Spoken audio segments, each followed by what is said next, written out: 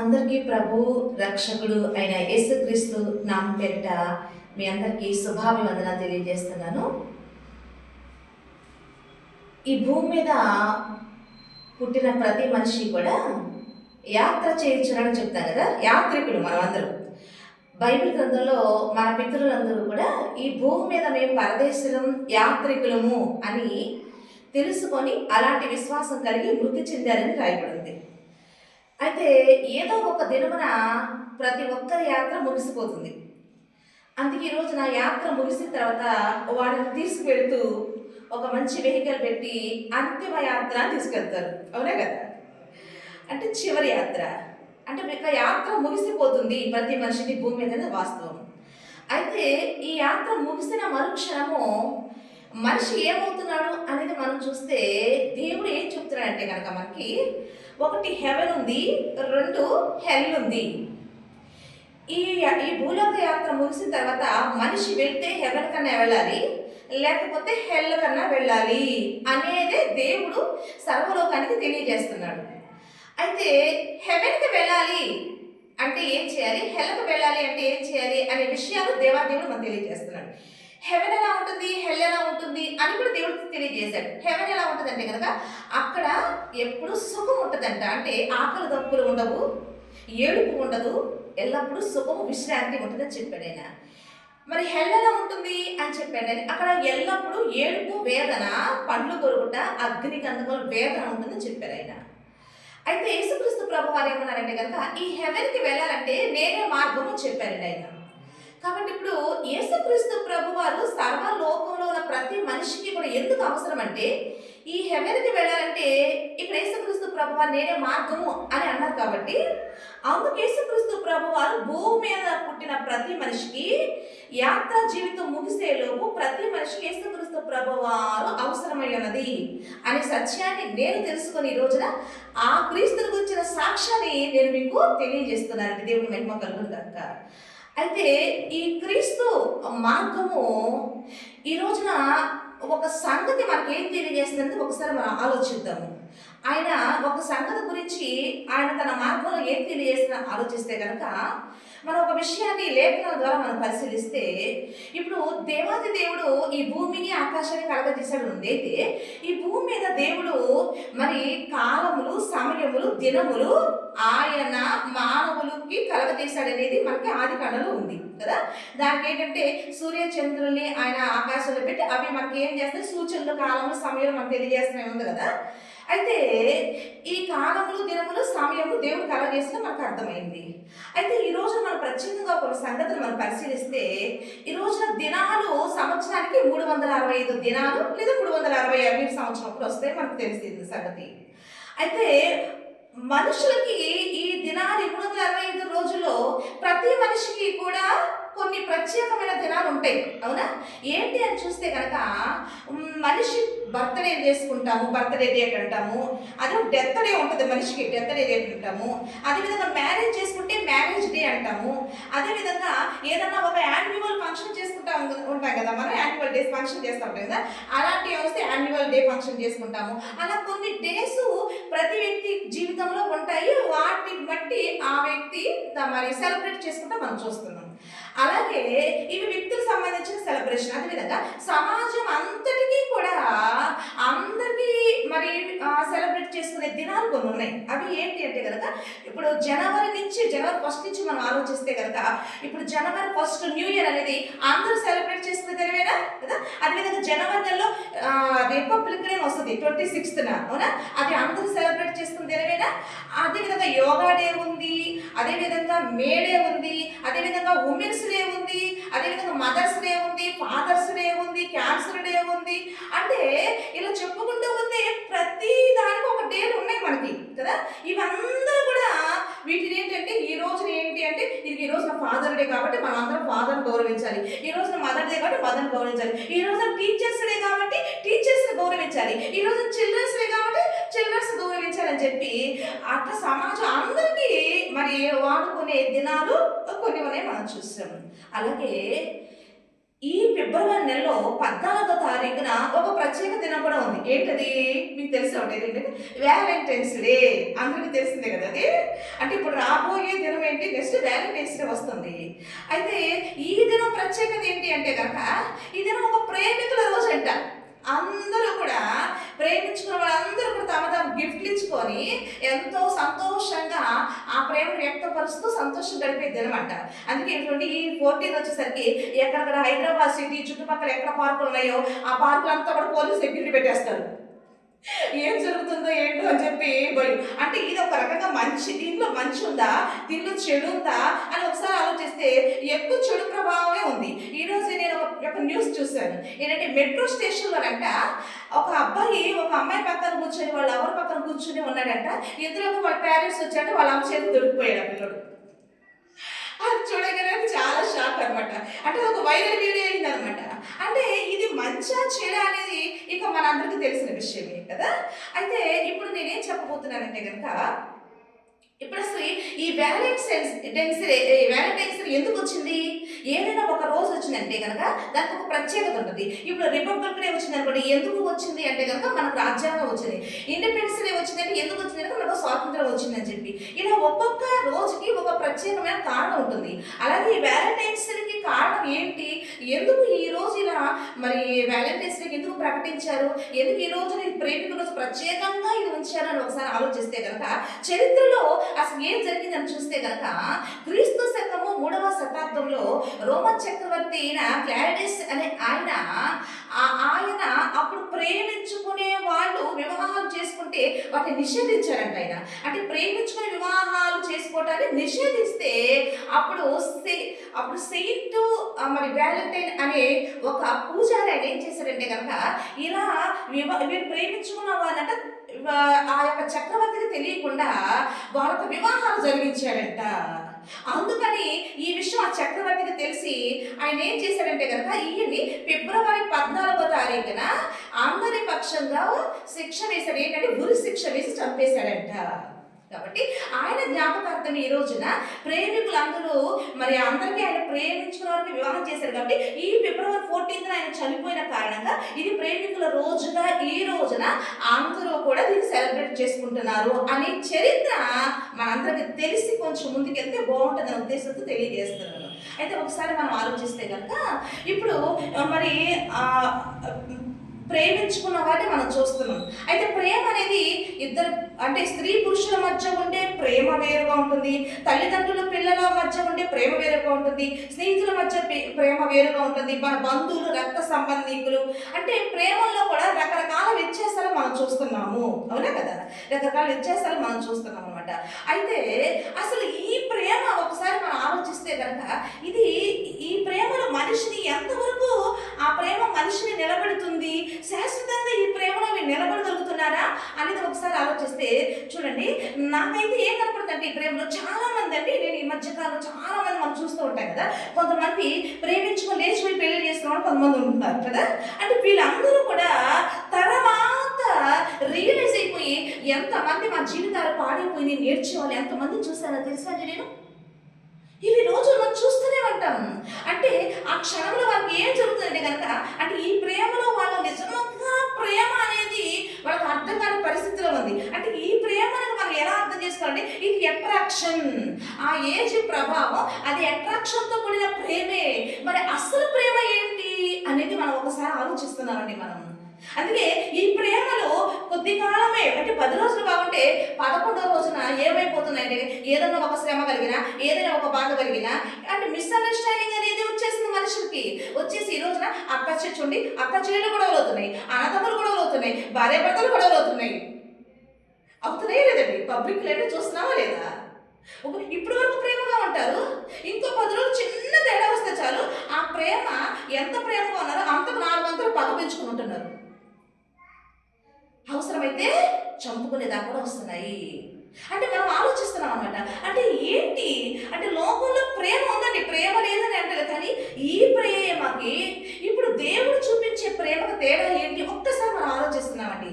చూడండి, బైబిల్ గ్రంథంలో దేవుని ప్రేమను రుచి చూచిన గొప్ప భక్తుడు ఆయన అంటే యోహాను గారు, అందుకే యేసు ప్రేమించిన శిష్యుడు నయబడింది.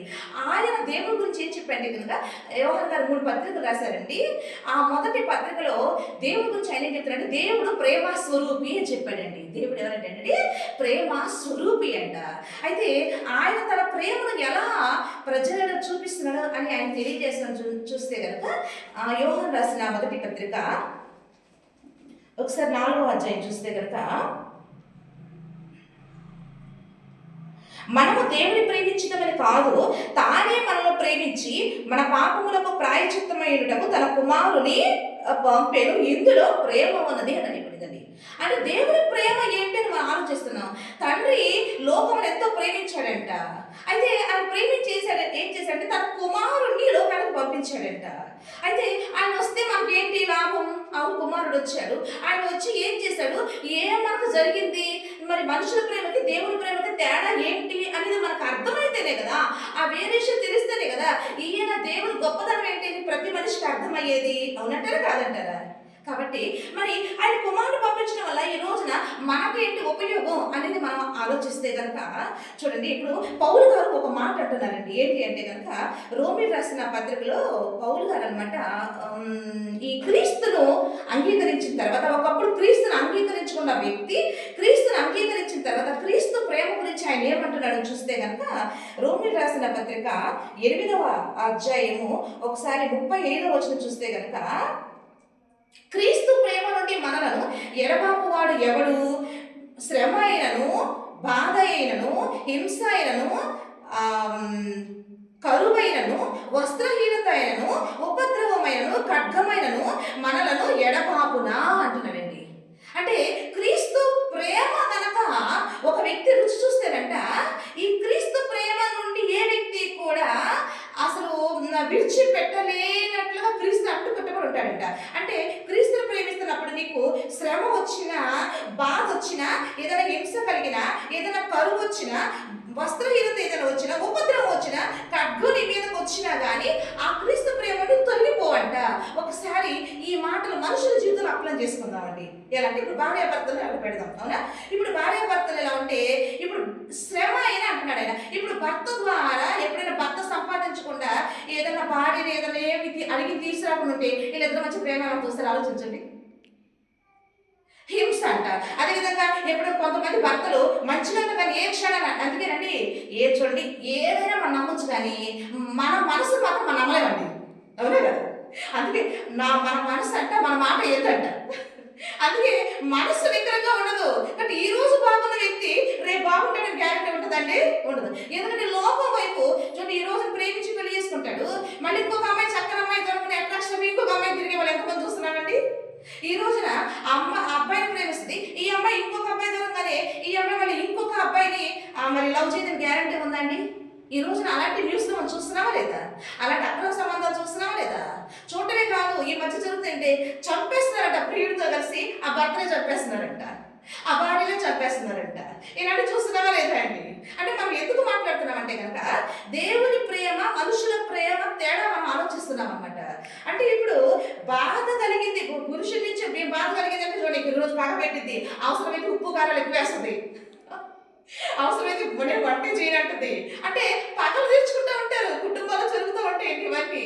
అంటే ఇవి చిరిగి చిరిగి చిరిగి మీ గాలివారైపోయి రేపొద్దున డైవర్స్ అనేస్తూ ఉంటారు. అవసరమైతే మరి చంపేసుకునే పరిస్థితి కూడా మనం చూస్తున్నాం. కానీ దేవుని ప్రేమ వచ్చేసరికి ఇక్కడ అలాంటి క్రీస్తు కొరకు మనం నిలబడుతున్నప్పుడు ఎవరైనా మనల్ని క్రీస్తుని మనం అనుసరిస్తున్న ఎవరైనా మనం ఎన్నన్నా మనకి ఏదైనా శ్రమ కలిగినా క్రీస్తు ప్రేమని మనం అసలు బయటికి వెళ్ళేయాలంట. అవునా? అంటే క్రీస్తు ప్రేమలో అసలు ఏ రుచి చూశాడు పౌలు గారు?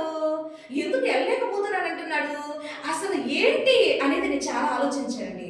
ఆలోచిస్తే ఒకసారి ఇదే రోమీయులకు రాసిన పత్రికలో ఒకసారి చూస్తే ఈ క్రీస్తు ప్రేమ గురించి చూస్తే కనుక అసలు దేవుడు మన ఎడల తన ప్రేమను మరి ఆయన కుమారుని పంపడం రాయబడింది కదా. ఇంకా చూస్తే కనుక ఇదే రోమీయులకు రాసిన పత్రిక 5వ అధ్యాయము, అయితే దేవుడు మన ఎడల తన ప్రేమను వెడలపరుచుచున్నాడు, ఎట్లగా మనం ఇంకా పాపులమైన కానీ క్రీస్తు మన వరకు చనిపోయేను అని రాయబడిందండి. అంటే ఆయన కుమారుని పంపించి ఈ కుమారుడు మన కోసం చనిపోయాడంట. అంటే ఏంటి ఈ ప్రేమ? మనుషుల ప్రేమ చూస్తుంటే ఇలా ఉంది, ఇప్పుడు దేవుడు కూడా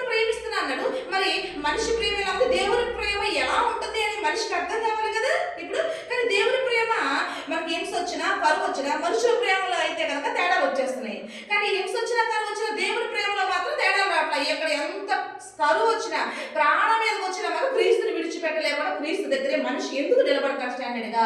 ఈ రోజున నేను కూడా ఒకప్పుడు క్రీస్తు లేకుండా ఉన్నాను, కానీ ఈరోజు క్రీస్తుని పట్టుకున్న కదా క్రీస్తు ప్రేమ ఏంటి అనేది నాకు అర్థమైంది కదా. ఈరోజు స్టాండర్డ్గా నేను నిలబడి ఉన్నాను.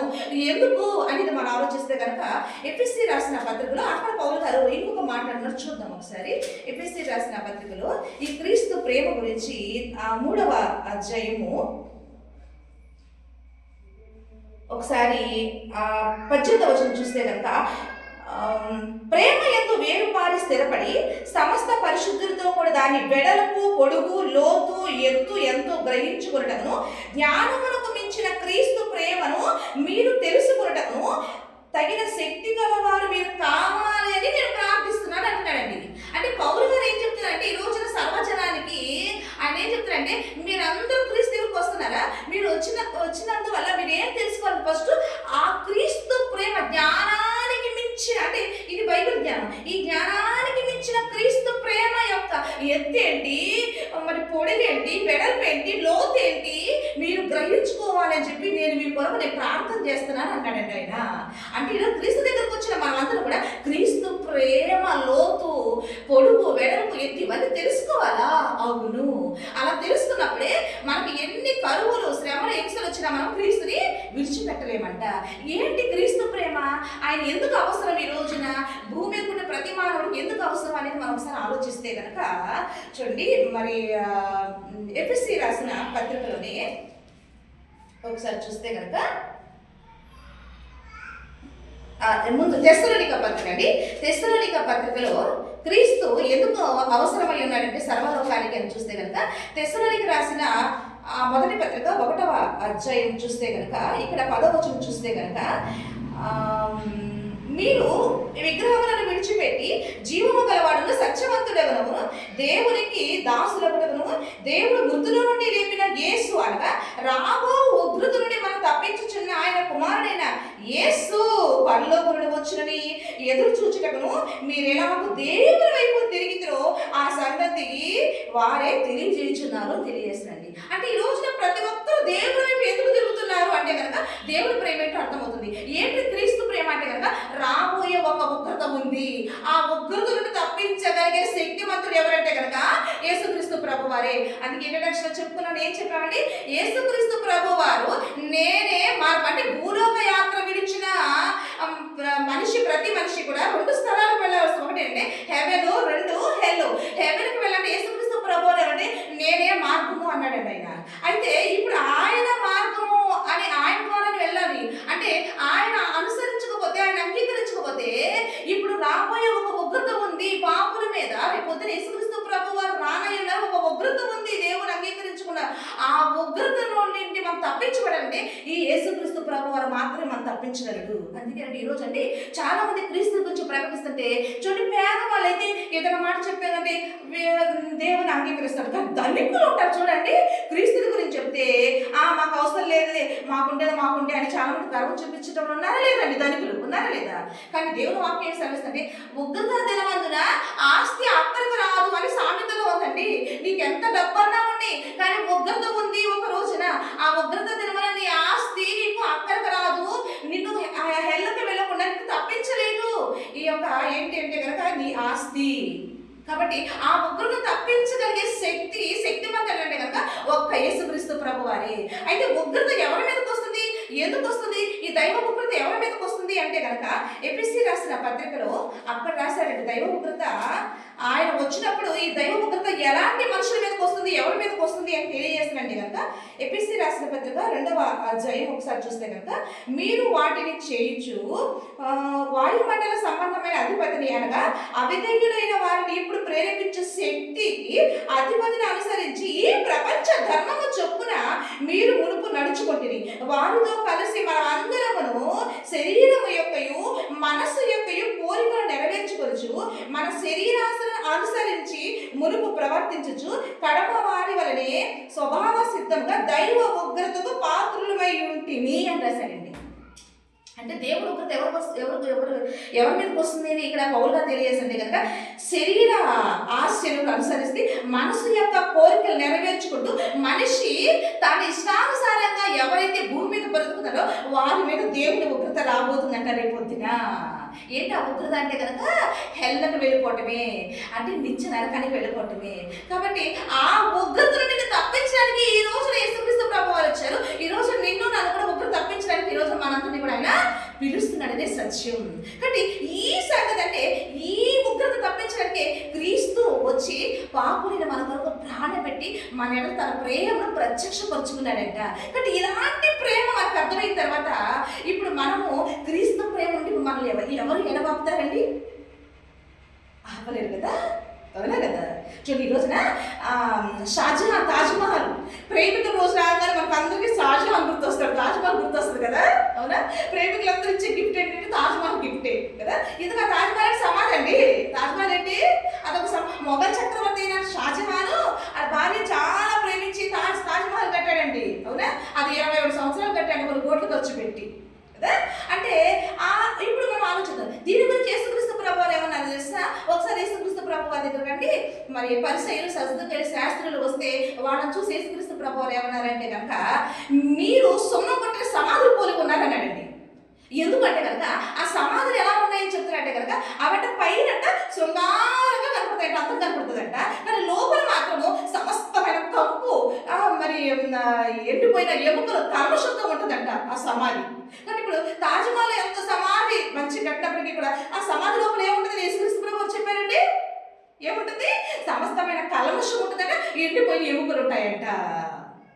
కాబట్టి ఈ రోజున మనం ఆలోచిద్దామండి. అంటే నువ్వు ఎంత ప్రేమించినా నీ ప్రేమికురాల కోసం నువ్వు ఒకవేళ తాజ్మహల్ కట్టావు, అవసరమైతే 100 ఎకరాల మరి ఫ్లాట్లు స్థలాలు కొని ఎంతో ఇచ్చావు. కానీ నేనేమంటున్నానంటే నువ్వు ప్రేమించిన అమ్మాయికి నువ్వు ఎంతో డబ్బిచ్చి, ఈ రోజున ధనవంతులు తన భార్యలకు ఎంతో డబ్బిచ్చి ఎంతో ఘనంగా ఫ్లాట్లు బిజినెస్లు చేయిస్తూ ఎన్నెన్నో గొప్ప గొప్ప ఇళ్ళు, ప్యాలెస్ లాంటి ఇళ్ళు కొనిస్తున్నారు, అవసరమైతే బెంచుకాలు కొనిస్తున్నారు. అంతవరకే నీ ప్రేమ. కానీ ఆ వ్యక్తిని ఆ పాతాళం నుంచి నువ్వు రక్షించగలవా? దేవుని ఉగ్రత నుంచి నువ్వు ప్రేమించిన నీ ప్రేమికురాన్ని ఆ ఉగ్రత నువ్వు తప్పించగలవా? కాబట్టి నీ ప్రేమ ఎంతవరకు పనికి వస్తుందండి? ఆలోచిద్దాం. ఇప్పుడు మనిషి ప్రేమ గొప్పదా, దేవుని ప్రేమ గొప్పదా? కాబట్టి ఉగ్రతను తప్పించే, ఆ పాతాలను తప్పించి, ఆ నిచ్చిన నరకాలను తప్పించే క్రీస్తు ప్రేమ గొప్పదా, లేదా ఈ భూమి మీద క్షయమైపోయే ఇవన్నీ కొలిచి ఈ ప్రేమ చూపించే మనిషి ప్రేమ గొప్పదా? ఆలోచిద్దామండి. కాబట్టి ఈ రోజున ఈ వ్యాలెన్స్ డే సందర్భంగా నేను చెప్పేది ఏంటంటే కనుక ఈ రోజు యూత్ అందరూ కూడా అట్రాక్షన్కి, ఇది వాడు అనుకున్నారు ఇది నిజమైన ప్రేమ అనుకున్నారు, కానీ కాదు, అది అట్రాక్షన్ లవ్. కానీ దేవుడి ప్రేమ అట్రాక్షన్ కాదండి, ఇది హృదయపూర్వకంగా వచ్చే ప్రేమ, ఇది జ్ఞానంతో కూడిన ప్రేమ, ఇది సత్యము తెలుసుకొని సత్యముతో దేవునితో మమేకమైన ప్రేమ ఈ ప్రేమ. కాబట్టి మీరు అలా నశించుకోకూడదని, ఆ ప్రేమ అనే ఆ మాయలో, లోక మాయలో మీరు పడిపోయి మీ జీవితాలు పాడు చేసుకోకూడదని దేవుని ప్రేమతో మీ జీవితాలు వెలిగించి క్రీస్తు ద్వారా మీరు ఒక చక్కని జీవితం, గుణవంతుడైన భర్త, గుణవతి అయిన భార్య, దేవుని చెంత గోపి పట్టి ఆయన మిమ్మల్ని అప్పగించుకొని ఆ దేవునిచ్చే ఒక చక్కని మరి భార్యను కానీ భర్తను కానీ దేవుని చేతుల నుంచి మనం తీసుకొని ఈ భూమి మీద 70-80 సంవత్సరాల ఒక చిన్న జీవితాన్ని సుఖవంతంగా మీరు గడపాలని, మీ జీవితాన్ని నాశనం చేసుకోకూడదని ఈరోజు ఈ వాక్యం ద్వారా మీ ఎదుటికి వచ్చి చెప్తున్నానండి. కాబట్టి ఇందులో ఏమిటి? దేవుని ప్రేమ. ఒకటి ఆలోచిద్దాం, ఆలోచించి క్రీస్తు ప్రేమ, ఆ నిశ్చలమైన ప్రేమ, ఆ ప్రేమను మీరు సంపాదించుకోవాలి. మీ సహోదరిగా మీకు విజ్ఞాపన చేసి ఈ మాట తెలియజేస్తున్నాను. దేవుని మహిమ కలుగును గాక. ఆమేన్.